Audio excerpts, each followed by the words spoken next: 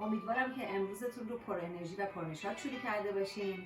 یک بار دیگه در خدمتتون هستم با طرز تهیه کشک بادمجون و رازهایی که بهتون بگم که چجوری میشه یک کشک بادمجون خوشمزه تر از آب در میاد. امیدوارم که تا آخر برنامه رو دنبال کنین و حتما این کشک بادمجون رو با همین دستوری که خدمتتون میدم درست کنین و نوش جان کنین.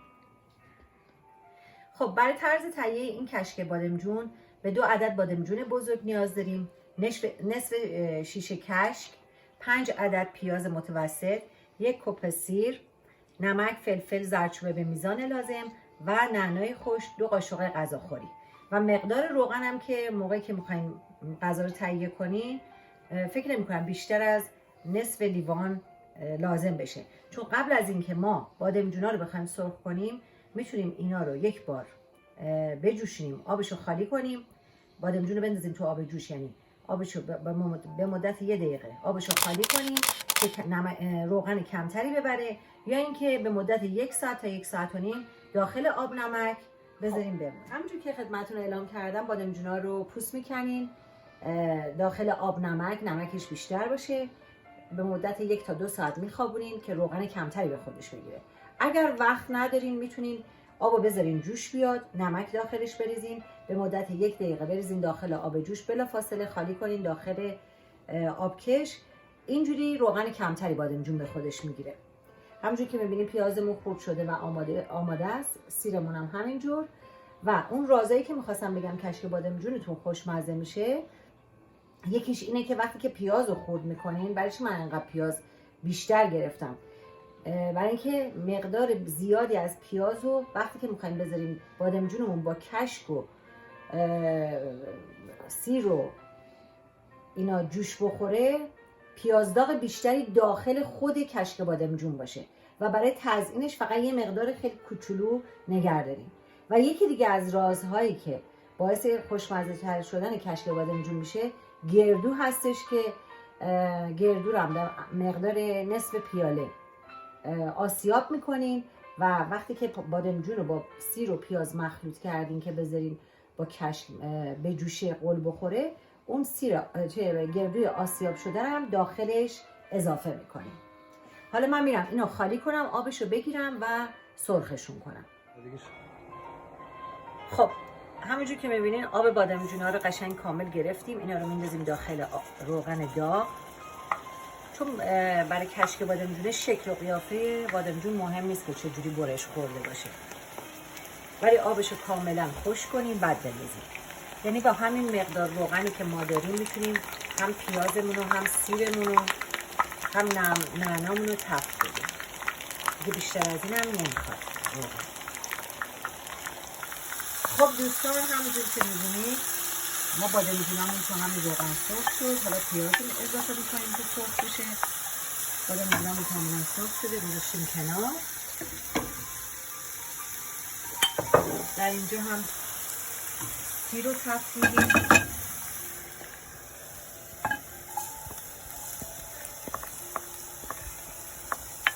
باز همونجور که خدمتتون گفتم بیشتر سیر و پیاز رو میریزیم داخل غذامون و یک کمشو برای تزیین کردن برای روی کشک بادمجونمون میگم.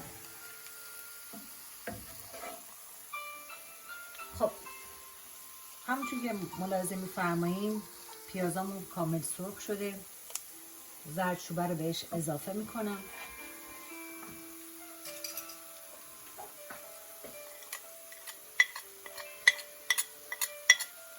و فلفل. من معمولا نمک اولش نمیزنم به غذا، چون کشک معمولا خودش نمک داره و بادمجونامونم تو آب نمک خوابوندیم. آخرش اگر دیدم نمکش کمه بهش اضافه میکنم. حالا از این پیاز داغمون که با زردچوبه قاطی شده حدود 2/3 رو میریزیم داخل بادمجونا و 1/3 رو برای تزیین روش نگه میداریم. نعناهامونم تو روغن داغ تفت میدیم. بلافاصله تا نعنا رو ریختیم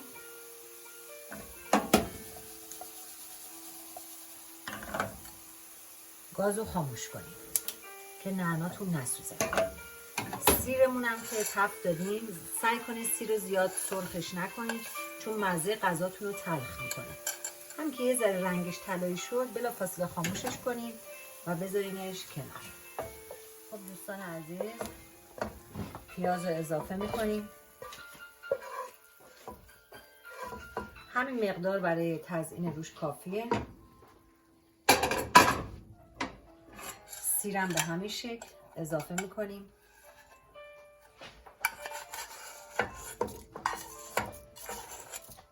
یه مقدار فقط برای تزیین روش نگه میداریم، همین کافیه. نعنا رو اضافه میکنیم.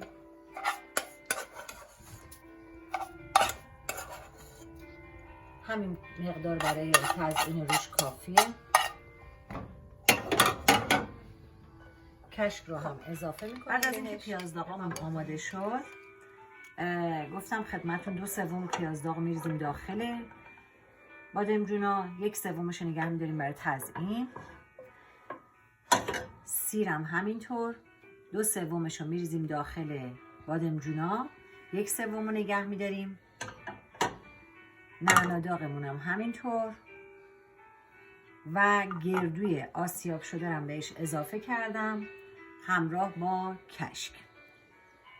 حالا یه مقدار آب میریزیم روش، زیر گاز رو روشن میکنیم، آب میریزیم روش و به مدت نیم ساعت میذاریم قشنگ جوش بخوره و کاملا بادمجونا نرم بشه. حالا در ادامه خدمتتون خواهم گفت که بعد از اینکه بادمجونا نرم شد چجوری اینا رو میکوبیم و دوباره میذاریم. دوستان دقت کنین که من خدمتتون عرض کردم نمک نزنین، چون خود کشک معمولا نمک داره. بادمجونا رو هم که تو آب نمک گذاشته بودیم مبادا شور بشه. آخر سر مزه کنین، اگر نمکش کم بود اضافه کنین، چون معمولا من خودم نمک نمیزنم به خاطر اینکه هم کشک نمک داره هم بادمجونا رو تو آب نمک خوابوندیم و دیگه نیاز زیادی به نمک نداره. خب دوستان عزیز، همونجور که ملاحظه میفرمایین غذامون آماده شده. حالا هر کسی میتونه به سلیقه خودش دیزاین کنه. امیدوارم که از این برنامه لذت برده باشین و بتونین به نحو احسن درست کنین. نوش جانتون. تا دیدار بعدی، خدا نگهدار.